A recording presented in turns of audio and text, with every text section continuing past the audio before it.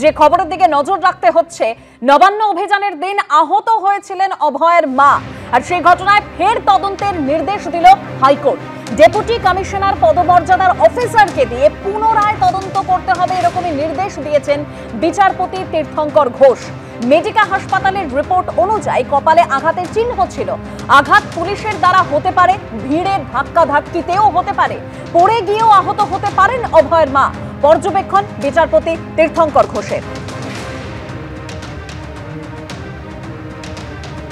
নবান্ন অভিযানের দিন আহত হয়েছিলেন অভয়ের মা, ফের সেই ঘটনার তদন্তের নির্দেশ দিয়েছে হাইকোর্ট। ডেপুটি কমিশনার পদমর্যাদার অফিসারকে দিয়ে পুনরায় তদন্ত করতে হবে, নির্দেশ দিয়েছেন বিচারপতি তীর্থঙ্কর ঘোষ। আরো তথ্য আমরা জানবো, আমাদের প্রতিনিধি সৌভিক মজুমদার রয়েছেন টেলিফোন লাইনে। সৌভিক, দেখো, ডেপুটি সুপার পদমর্যাদার কোনো আধিকারিককে দিয়ে এই ইনভেস্টিগেশনটা আবারও করানোর জন্য আজকে কলকাতা হাইকোর্টের মহামান্য বিচারপতি তীর্থঙ্কর ঘোষ তিনি নির্দেশ দিয়েছিলেন এবং তিনি বলেছেন যে এই গোটা ঘটনার ক্ষেত্রে ইতিমধ্যে শেক্সপিয়ার সরণি থানা এবং নিউ মার্কেট থানা তারা জানিয়েছে যে এই মামলায় ক্ষেত্রে কোনো ধরনের আর তদন্তের প্রয়োজন নেই। কিন্তু ইতিমধ্যেই তুমি জানো যে মেডিকা হাসপাতালের যে রিপোর্ট কলকাতা হাইকোর্টে পেশ করা হয়েছে, সেই রিপোর্ট অনুযায়ী আরজি করের নিহত চিকিৎসকের মায়ের কপালের সামনের দিকে আঘাতের চিহ্ন তারা দেখতে পেয়েছেন। ফলে সেই কারণেই মাননীয় বিচারপতি তীর্থঙ্কর ঘোষ মনে করছেন যে এই মামলার ইনভেস্টিগেশনের প্রয়োজন রয়েছে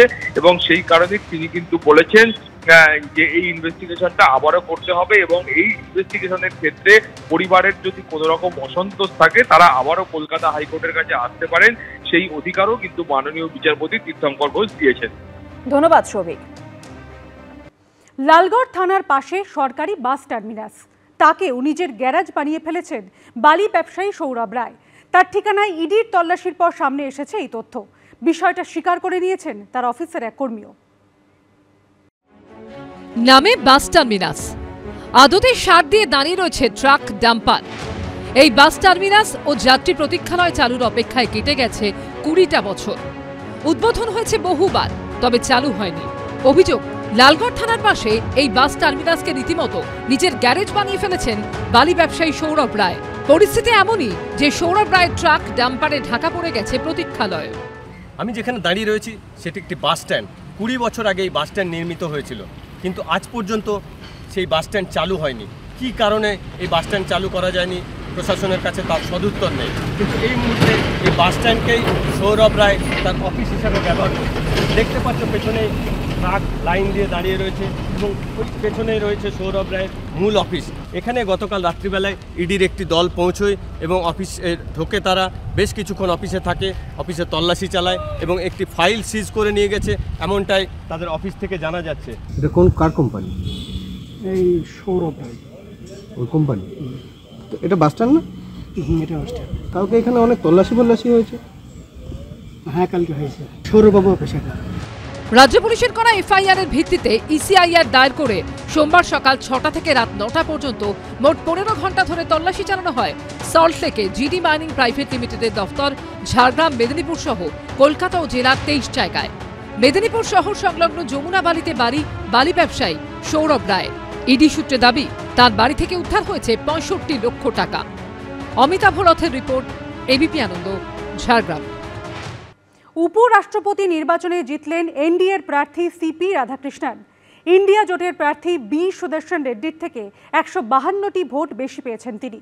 তবে ফলাফল দেখে অনেকেই প্রশ্ন তুলছেন, উপরাষ্ট্রপতি নির্বাচনেও কি ক্রস ভোটিং হয়েছে? কারণ নির্বাচনের পর কংগ্রেস সাংসদ জয়রাম রমেশ দাবি করেছিলেন বিরোধী শিবিরে 315 জনই ভোট দিয়েছেন, অথচ তাদের প্রার্থী পেয়েছেন 300টি ভোট। জগদীপ ধনকরের পদত্যাগের প্রায় 1.5 মাসের মাথায় নতুন উপরাষ্ট্রপতি পেল দেশ।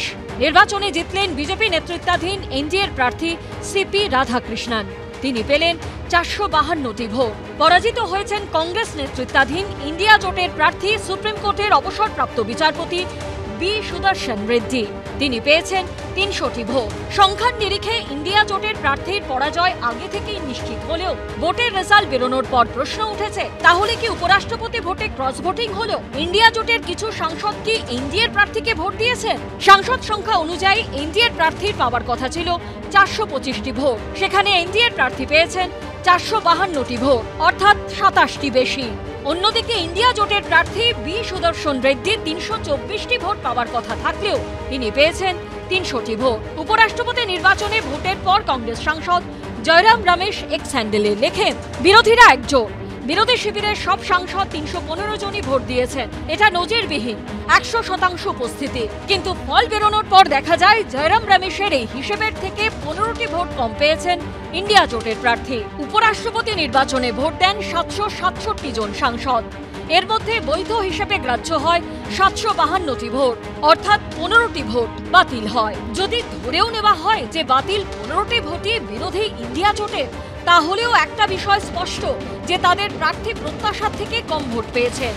নিরপেক্ষতার সঙ্গে অবজেক্টিভলি রাধাকৃষ্ণনজি রাজ্যসভা পরিচালনা করবেন, সংসদীয় গণতান্ত্রিক ব্যবস্থাকে মজবুত করতে তিনি যথেষ্ট উদ্যোগী হবেন। এখন অনেক মানুষ অন্তরাত্মার ডাকে সাড়া দিয়ে তারা ভোট দিয়েছেন রাধাকৃষ্ণন সাহেবের পক্ষে, এটাও হওয়ার ছিল। তৃণমূল কংগ্রেসের মধ্যেও থাকতে পারেন এরা, সংখ্যা তো সেটাই বলছে। যে 15টি ভোট বাতিল হয়েছে তা কি সাংসদের ভুলে, নাকি এনডিএ শিবিরকে সুবিধা করে দিতে ইচ্ছাকৃতভাবে, সেই প্রশ্ন উঠছে। राहुल जी ने कहा था कि अंतरात्मा की आवाज पे वोट देनी है, तो उनके 40 सांसदों ने अंतरात्मा की आवाज पर हमें जो वोट दिया उसके लिए मैं धन्यवाद करता हूँ। সোশ্যাল মিডিয়ায় নতুন উপরাষ্ট্রপতি সিপি রাধাকৃষ্ণনকে অভিনন্দন জানিয়েছেন প্রধানমন্ত্রী নরেন্দ্র মোদী। সব মিলিয়ে দেশ নতুন উপরাষ্ট্রপতি পেলেও কে কার পক্ষে ভোট দিলেন, কেউ নিজের জোটের সঙ্গে বিশ্বাসঘাতকতা করলেন কিনা, তা নিয়ে নতুন বিতর্ক তৈরি হলো। বিজেন্দ্র সিংহের রিপোর্ট, এবিপি আনন্দ। প্রতিবাদ কর্মসূচিতে রবীন্দ্রনাথ ঠাকুরের ছবি পোড়ানোর ঘটনায় এবার গ্রেপ্তার করা হলো বহিষ্কৃত টিএমসিপি নেতা এবি সোহেলকে। ধৃতের বিরুদ্ধে একাধিক জামিন অযোগ্য ধারায় মামলা রুজু করা হয়েছে। সোমবারই তাকে দল থেকে বহিষ্কৃত করেছে তৃণমূল ছাত্র পরিষদ। ভেঙে দেওয়া হয়েছে চাঁচল কলেজের টিএমসিপি ইউনিট। বহিষ্কারের পর এবার গ্রেফতার। রবীন্দ্রনাথ ঠাকুরের ছবি পোড়ানোর ঘটনায় গ্রেফতার করা হলো বহিষ্কৃত তৃণমূল ছাত্র পরিষদ নেতা এবি সোহেলকে। 2রা সেপ্টেম্বর মালদার চাঁচল কলেজের সামনে তৃণমূলের ছাত্র পরিষদের বিক্ষোভ কর্মসূচি ছিল।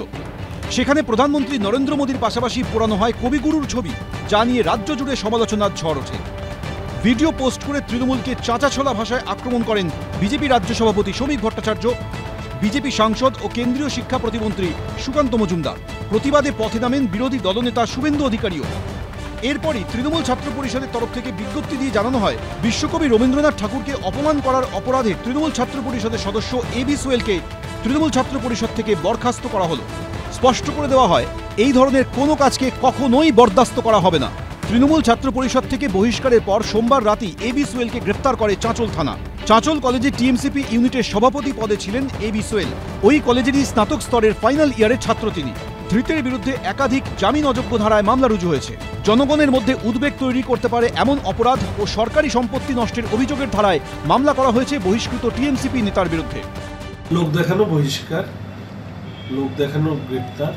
রবীন্দ্রনাথ নজরুলের বাংলাকে অনুব্রত আরাবুলের বাংলায় বানানোর পরে এটা যদি কেউ ভাবে যে রবীন্দ্রনাথের ছবিতে এই সরকার মালা দেবে, তাহলে তো সেটা ভুল ভাবে। বরঞ্চ উনি যেটা করেছেন, ওই কি ছাত্র পরিষদ, তৃণমূল ছাত্র পরিষদের নেতা, দল যেমন তার ছাত্র পরিষদ টিএমসির নেতা হতে হবে। অন্যায় করলে দলের কেউ হলেও যদি অনিচ্ছাকৃত অন্যায়ও হয়, তাকে শুধু দল থেকে বহিষ্কার নয়, তার বিরুদ্ধে পুলিশ অ্যাকশন নিয়েছে, গ্রেপ্তার করেছে। বিজেপির হিম্মত হবে আমাদের বিদ্যাসাগর কলেজে যে বিদ্যাসাগরের মূর্তি ভেঙেছিল অমিত শাহ সভা থেকে, তাদেরকে অ্যারেস্ট করার বিজেপির হিম্মত হবে। যারা সিধু কানুর মূর্তি ভেবে, বিরসা মুন্ডার মূর্তি ভেবে যারা আরেকজন আদিবাসীর মূর্তিতে মালা দিয়ে বলেছিল যে আজ থেকে ওটাই বিরসা মুন্ডার মূর্তি, তাদেরকে বিজেপি সরানোর হিম্মত হবে। এটাই পার্থক্য বিজেপি এবং তৃণমূলের মধ্যে। তৃণমূলের কেউ অন্যায় করলে তৃণমূল ব্যবস্থা নেয়, বিজেপি অন্যায় করলে আগে যাকে চোর বলে তাকে লিডার অফ অপোজিশন বানায়। ঘটনায় আরও যারা জড়িত ছিলেন তাদেরও চিহ্নিত করা হচ্ছে বলে জানানো হয়েছে পুলিশ সূত্রে। অভিজিৎ চৌধুরী, উজ্জ্বল মুখোপাধ্যায়, এবিপি আনন্দ।